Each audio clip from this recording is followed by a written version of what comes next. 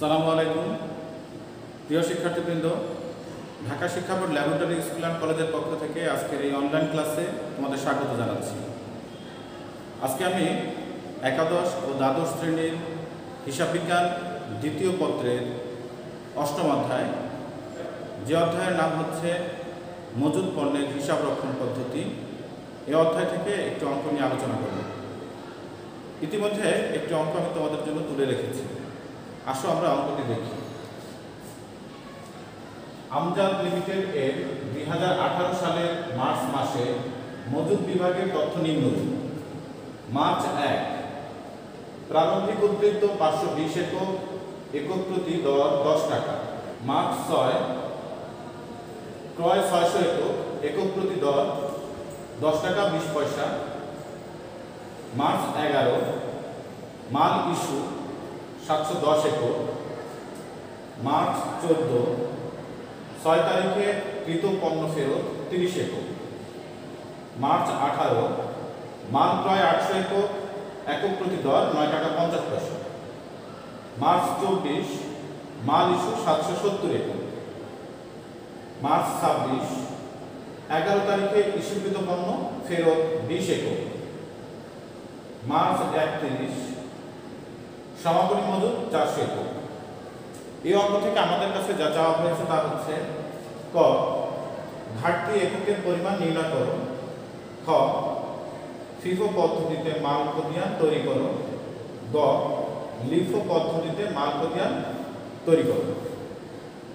এবার আসো আমরা ক নম্বর প্রশ্নের সমাধান দেখি। ক নম্বর প্রশ্নে আমাদের কাছে চাওয়া হয়েছিল ঘাটতি এককের পরিমাণ নির্ণয় করো। এখানে আমি শিরোনাম দিয়েছি ঘাটতি এককের পরিমাণ নির্ণয়। তারিখ, বিবরণ, একক একক। 2018 সালের অঙ্ক, এখানে 2018 সাল দিয়েছি এবং মার্চ লিখে 1 তারিখ দিয়েছি। মার্চের 1 তারিখে ছিল প্রারম্ভিক উদ্বৃত্ত 520 একক, এখানে আমি লিখেছি প্রারম্ভিক উদ্বৃত্ত 520 একক। মার্চের 6 তারিখে ছিল ক্রয় করা হলে মজুদ এককের পরিমাণ, ক্রয় করা হলে মজুদ এককের পরিমাণ বৃদ্ধি পায়, এখানে আমি 600 একক যোগ করেছি। মার্চের 11 তারিখে মাল ইস্যু করা হলে মজুদ একক হ্রাস পায়, আমি এখানে ব্র্যাকেট দিয়ে মাইনাস দেখিয়ে দিয়েছি। মার্চের 14 তারিখ ক্রয় ফেরত। আমরা জানি এই অঙ্কের ক্ষেত্রে দুই ধরনের ফেরত আমরা দেখতে পাই, একটা হচ্ছে ক্রয়কৃত মাল ফেরত, আর একটা হচ্ছে ইস্যুকৃত মাল ফেরত। উল্লেখ্য, ক্রয়কৃত মাল ফেরত দেওয়া হলে এটা কমিয়ে দেখাতে হয় বা ইস্যু হিসাবে দেখাতে হয়, এবং ইস্যুকৃত মাল ফেরত যখন আসে তখন এটাকে দেখাতে হয় ক্রয় হিসাবে, অর্থাৎ পণ্য বৃদ্ধি পায়। এবার আসি আমরা তাহলে সেই 14 তারিখের কথায়। ক্রয় ফেরত ছিল এখানে 30 একক, যেহেতু ক্রয়কৃত পণ্য ফেরত দেওয়া হয়েছে এই জন্য হ্রাস পাবে, আমি এখানে ব্র্যাকেট দিয়ে দেখিয়ে দিয়েছি মাইনাস। তারপরে ছিল আমাদের 18 তারিখে পণ্য ক্রয় 800 একক, এখানে আমি 800 একক যোগ করেছি। 24 তারিখে ছিল ইস্যু করা হলে যেহেতু হ্রাস পায়, এখানে আমি ব্র্যাকেট দিয়ে মাইনাস দেখিয়ে দিয়েছি। তারপরে 26 তারিখে ছিল ইস্যুকৃত পণ্য ফেরত আসলো, আমি আগেই বলেছি ইস্যুকৃত পণ্য যদি ফেরত আসে তাহলে মোট পণ্য বৃদ্ধি পাবে, এজন্য আমি এখানে যোগ করে দিয়েছি। সর্বশেষে আমাদের সমাপনী মজুদ একক ছিল এখানে আমাদের 400 একক। এই যে মজুদ এককটা আমরা যদি বিয়োগ করে দেখিয়ে দিই, এখন আমরা 520 যোগ 600 বিয়োগ 710 বিয়োগ 30 যোগ 800 বিয়োগ 770 যোগ 20 বিয়োগ 400, আমরা এখানে রেজাল্ট পেয়ে যাই 30 একক। তাহলে আমাদের ঘাটতি এককের পরিমাণ ছিল 30 একক। এই হচ্ছে আমাদের ক নম্বর প্রশ্নের উত্তর। এবার আমরা খ নম্বর প্রশ্নের সমাধান দেখব। খ নম্বর প্রশ্নে আমাদের চাওয়া হয়েছিল ফিফো পদ্ধতিতে মাল খতিয়ান তৈরি করো। আমরা এখানে শিরোনাম দিলাম খ, আমজাদ লিমিটেড এর মাল খতিয়ান ফিফো পদ্ধতিতে। এখানে দিলাম সর্বোচ্চ মাত্রা, সর্বনিম্ন মাত্রা, পুনঃপ্রকাশ মাত্রা। পাশে দিলাম মালের বিবরণ, কোড নাম্বার এবং বিল নম্বর। তারিখ, বিবরণ, ক্রয়, ইস্যু, উদ্ধৃত। আবার ক্রয়ের মধ্যে এখানে রয়েছে একক দর টাকা, ইস্যুতে রয়েছে একক দর টাকা এবং উদ্ধৃতের মধ্যেও রয়েছে একক দর টাকা। প্রশ্নে 1 তারিখে ছিল এখানে প্রারম্ভিক উদ্ধৃত 520 একক, একক প্রতি দর 10 টাকা। আমরা এখানে লিখব 2018 মার্চের 1 তারিখ প্রারম্ভিক উদ্ধৃত, এবং আমরা এখানে উদ্ধৃতের ঘরে বসিয়ে দেব 520 একক 10 টাকা করে। আমরা যদি গুণ করি 520 একককে 10 দিয়ে তাহলে পেয়ে যাই 5200 টাকা। 6 তারিখে ছিল আমাদের ক্রয় 600 একক, একক প্রতি দর 10 টাকা 20 পয়সা। আমরা এখানে মার্চের 6 তারিখ লিখলাম, বিবরণের ঘরে লিখলাম ক্রয়। যেহেতু ক্রয় করা হয়েছে আমরা এখানে ক্রয়ের ঘরে দিলাম 600 একক 10 টাকা 20 পয়সা করে। আমরা যদি গুণ করি তাহলে পেয়ে যাই 6120 টাকা। যখনই ক্রয় করা হবে তখনই উদ্ধৃতের ঘরে নিয়ে যাব। এখানে যেভাবে আছে 600 একক 10 টাকা 20 পয়সা করে 6120 টাকা হয়, আমরা ঠিক এভাবে নিলাম 600 একক 10 টাকা 20 পয়সা করে 6120 টাকা হয়। তাহলে আমরা এখন দেখতে পাচ্ছি আমাদের উদ্ধৃত রয়েছে দুই ধরনের, 520 একক পণ্য আছে 10 টাকা দামে এবং 600 একক পণ্য আছে 10 টাকা 20 পয়সা দামে। 11 তারিখে আমরা দেখতে পাই মাল ইস্যু করা হয়েছে 710 একক। যখনই আমরা ইস্যু দেখব, ইস্যু দেখলেই আমরা একটা প্রথমত দাগ দিয়ে নেব। একটা দাগ দিলাম আমরা এখানে, দাগ দিয়ে কি লিখলাম আমরা এখানে প্রথমত তারিখ লিখলাম 11 তারিখ, তারপর দিলাম ইস্যু। ইস্যু করলে আমরা ইস্যুর ঘরে বসাবো, স্বাভাবিক আমরা এখানে ইস্যুর ঘরে বসাবো। এখন কথা হচ্ছে কত একক ইস্যু করা হয়েছে, এখানে প্রশ্নে উল্লেখ আছে, যেটা প্রশ্নে উল্লেখ আছে 720 একক ইস্যু করা হয়েছে। আমাদের এখানে রয়েছে দুই ধরনের পণ্য, প্রথমে রয়েছে 520 একক এবং পরবর্তীতে রয়েছে 600 একক। দুই ধরনের পণ্য আছে। প্রথম একক যেটা আছে সেটা হচ্ছে 10 টাকা দামের পণ্য এবং দ্বিতীয়টা হচ্ছে 10 টাকা 20 পয়সা দামের পণ্য। যেহেতু অঙ্কটি হচ্ছে ফার্স্ট ইন ফার্স্ট আউট, অর্থাৎ আগে আসলে আগে যায়, এখানে আগে এসেছে 10 টাকা দামের পণ্য, এখান থেকে 520 একক আমরা আগে এখান থেকে দিয়ে দেব। 520 একক 10 টাকা করে 5200 একক। যেহেতু 520 একক পণ্য সম্পূর্ণটাই দেওয়া হয়েছে, সুতরাং এখানে কিছুই থাকবে না। আমাদের প্রয়োজন হচ্ছে কত একক ইস্যু করা, 710 একক। 710 একক হওয়ার জন্য এখনো আমাদের আরো প্রয়োজন 190 একক পণ্য। এই 190 একক পণ্য আমরা দেব 10 টাকা 20 পয়সা রেটের পণ্য থেকে। এখানে 10 টাকা 20 পয়সা করে বসাবো, তাহলে আমরা পেয়ে যাই 1938 টাকা। এখন 600 একক থেকে যদি 190 একক ইস্যু করা হয়ে থাকে, আমাদের অবশিষ্ট থাকে 420 একক পণ্য। এই 420 একক 10 টাকা 20 পয়সা করে হয়ে যায় আমাদের 4182 টাকা। 14 তারিখে আমাদের কাছে বলা হয়েছিল, 14 তারিখে প্রশ্নে বলা হয়েছিল 6 তারিখে কৃত পণ্য ফেরত 30 একক। ক্রয়কৃত পণ্য যখন ফেরত দেওয়া হয় সেটা ইস্যু হিসাবে দেখাতে হয়।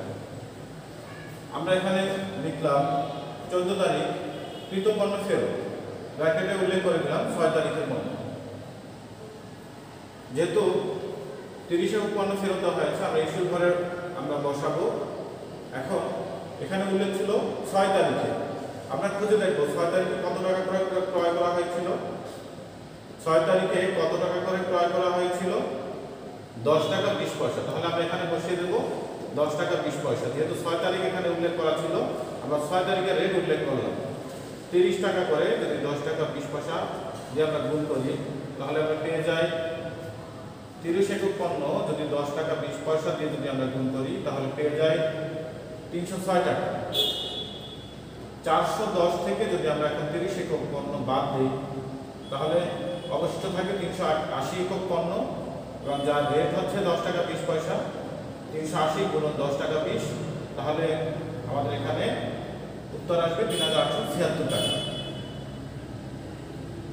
এবার 18 তারিখে আমরা লিখব মাল ক্রয়। মাল ক্রয় 800 একক পণ্য এবং 9 টাকা 50 পয়সা করে। আমরা এখানে 18 তারিখ লিখে মাল ক্রয় লিখলাম 800 একক 9 টাকা 50 পয়সা করে, আমরা পেয়ে যাই 7600 টাকা।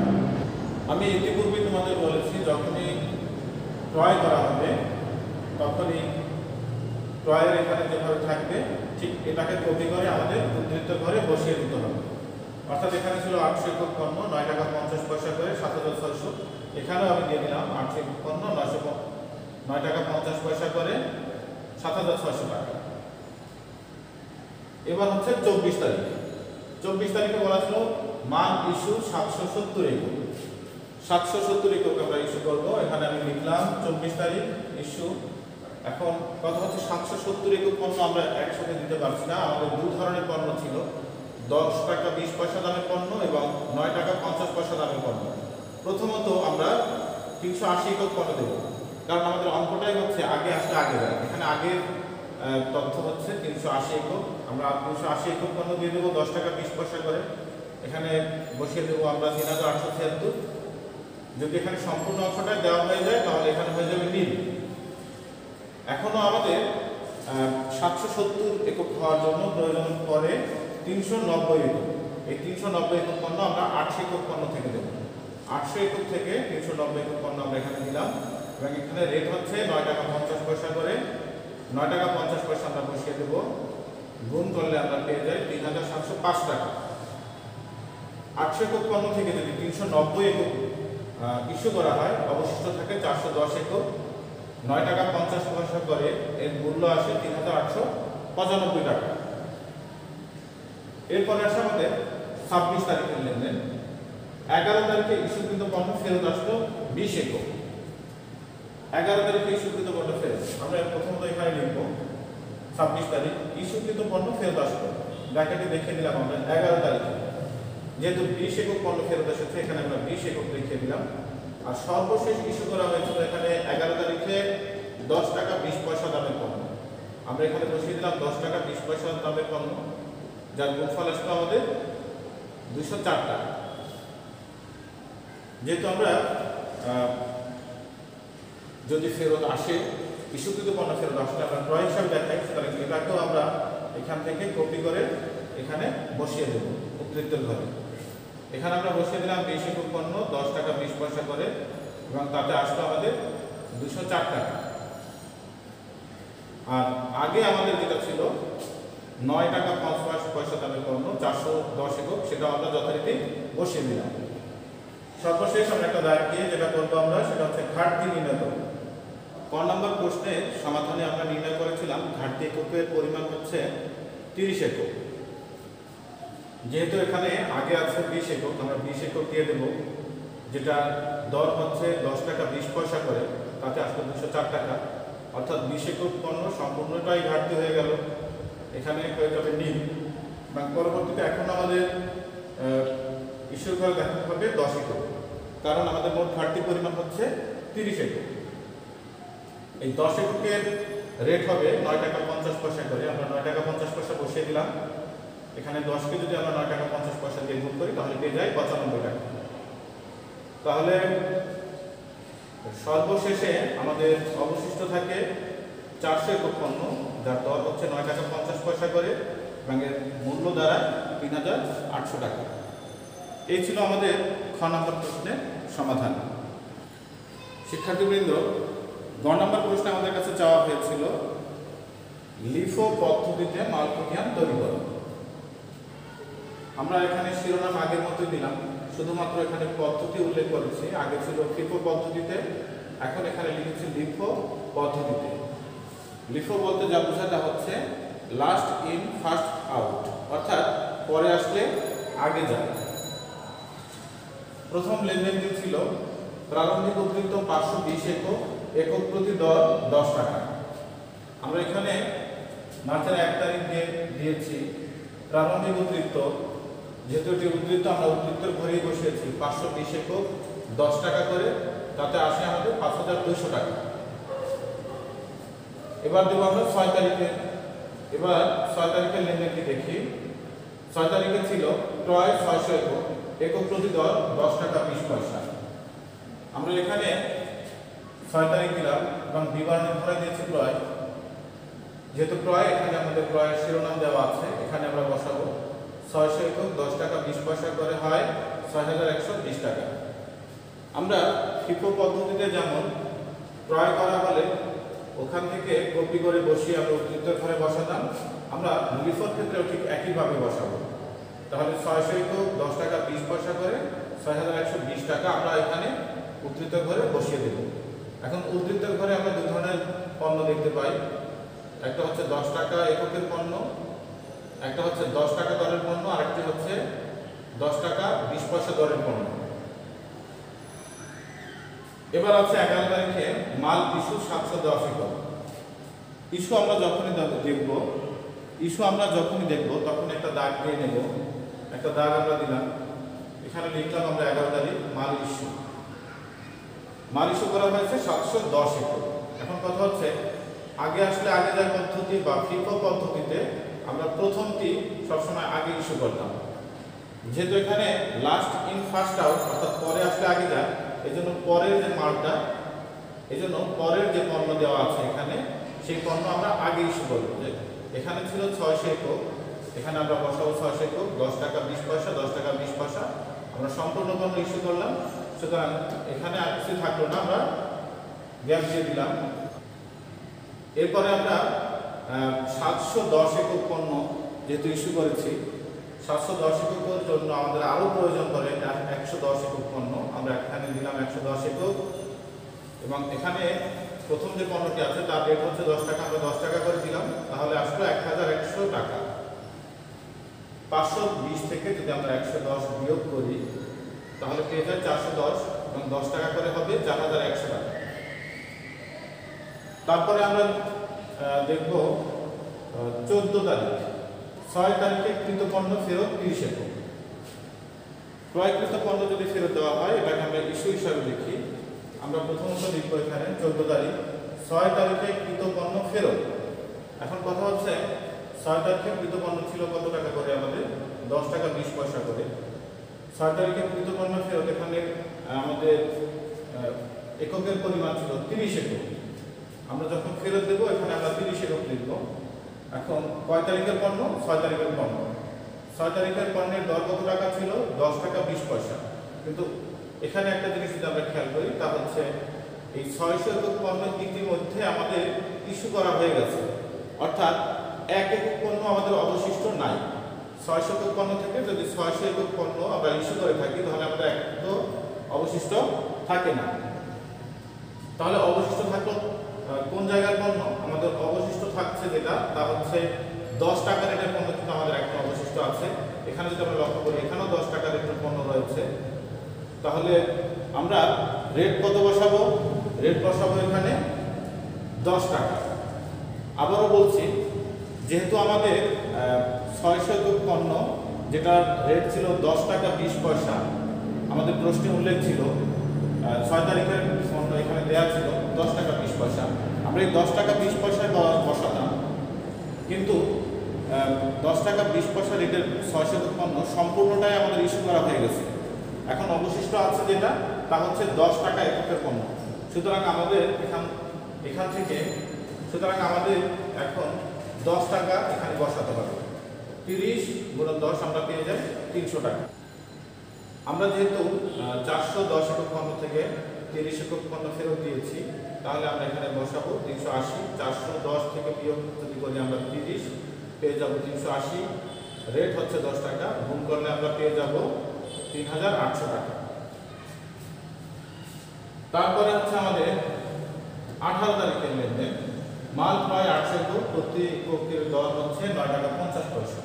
আমরা মাল ক্রয় লিখলাম এখানে 800 একক বসিয়ে দিলাম, 9 টাকা 50 পয়সা করে হয় 7600 টাকা। আমি পূর্বেই বলেছি অঙ্কটি ফিফো হোক কিংবা লিফো হোক, যখনই আমরা ক্রয় করবো আমরা সেটা কি করি, আমরা এটাকে কপি করে আমরা উদ্ধৃত করে বসিয়ে দিই। অর্থাৎ এখানে 800 এবং 9 টাকা 50 পয়সা যার মূল্য দাঁড়ায় 7600 টাকা, এখানেও আমরা তাই বসিয়ে দিই।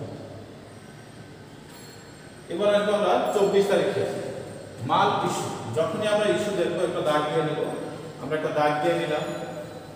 770 একক পণ্য আমরা এখানে ইস্যু করবো, মাল ইস্যু লিখলাম। 770 একক আমরা সহজে ইস্যু করতে পারি, যেহেতু এখানে পরে ছিল আমাদের 800 একক পণ্য, আর অঙ্কটি হচ্ছে পরে আসে আগে যায়, অর্থাৎ লিফো পদ্ধতিতে আমরা 800 একক থেকে 770 অনায়াসে দিতে পারি। 9.5 টাকা করে যদি আমরা দিই তাহলে পেয়ে যাই 7315 টাকা।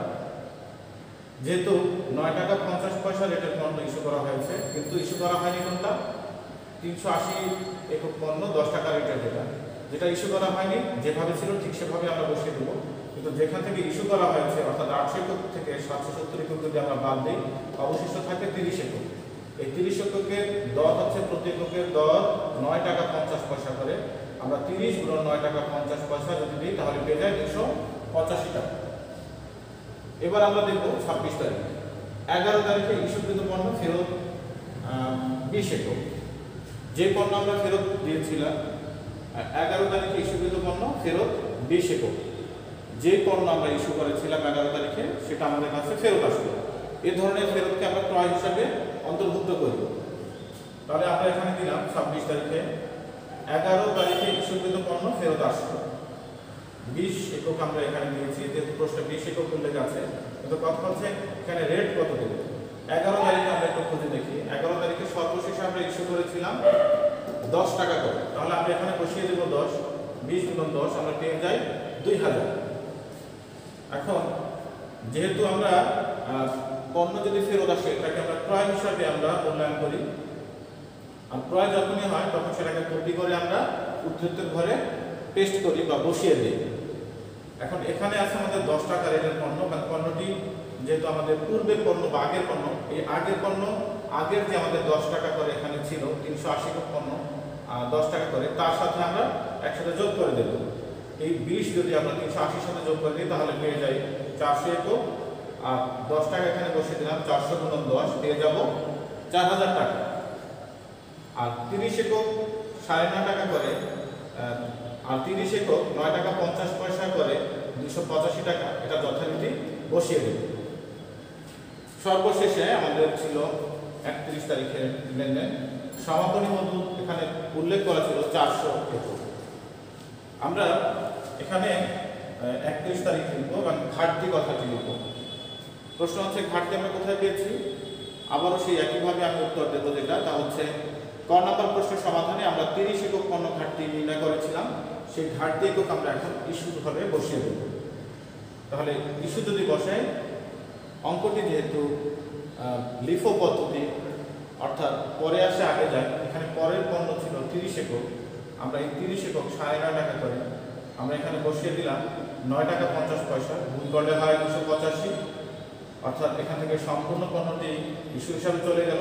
তাহলে অবশিষ্ট থাকলো 400 একক পণ্য 10 টাকা করে, যার মূল্য দাঁড়ায় 4000 টাকা। তাহলে আমাদের এই অঙ্কের ক্ষেত্রে যদি জিজ্ঞেস করা হয় সর্বশেষে উদ্ধৃত কত টাকা ছিল, আমরা বলবো 4000 টাকা। যদি জিজ্ঞেস করা হয় কত একক পণ্য ছিল, তার উত্তর হচ্ছে 400 একক পণ্য। অর্থাৎ 400 একক পণ্য 10 টাকা করে 4000 টাকার মূল্যের পণ্য আমাদের মজুদ ছিল। আশা করি অঙ্কটি সবাই তোমরা বুঝতে পেরেছো।